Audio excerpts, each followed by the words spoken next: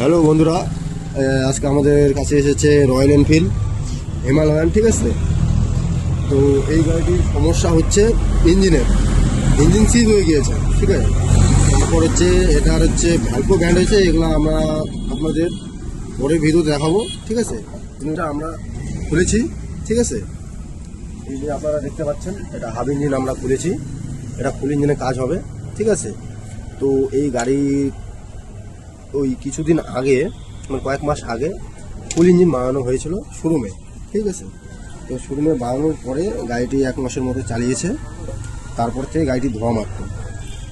হ্যাঁ, গাড়িটি ধোয়া মারতো, আর হচ্ছে ধোয়া মারার পরে গাড়িটা হঠাৎ একদিন বন্ধ হয়ে যায়, ঠিক আছে। তো কেন বন্ধ হলো, আবার গাড়িটি কেন ধোয়া মারতো, এটা আমরা আপনাদেরকে দেখাবো।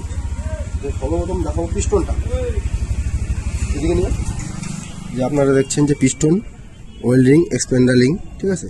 ওই রিংগুলো যে আছে একদম নিচের দিকে চলে আসছে, মানে এক্সপেন্ডার রিংয়ের থেকে নিচে চলে আসছে, দেখছেন দুটো রিংয়ে চলে এসেছে, যে জন্য গাড়িটি ধোঁয়া মারতো, ঠিক আছে। যখন অতিরিক্ত মাত্রায় চলে এসেছে তখন কি গাড়িটি স্টার্ট বন্ধ হয়ে গিয়েছিল, ঠিক আছে। তো আপনারা দেখছেন কীভাবে এরা সেটিং করেছে।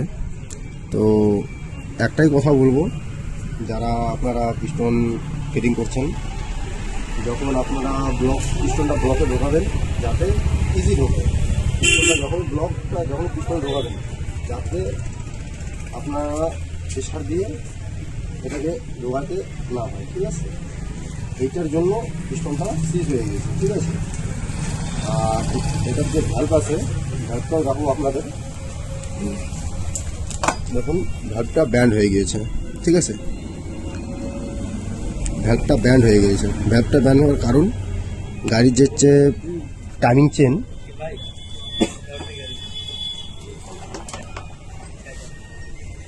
টাইমিং আউট হওয়ার ফলে এটা হচ্ছে ভ্যালভটা ব্যান্ড হয়েছে। আর এটা টাইমিংটা কেন আউট হয়েছে সেটা হচ্ছে একমাত্র রিজন হচ্ছে টেনশনারটা দেখছেন ইজি পুশ হচ্ছে, এটা পুশ হবে না, এটা শক্তই হবে, এই জন্যই ভ্যালভটা ব্যান্ড হয়েছে।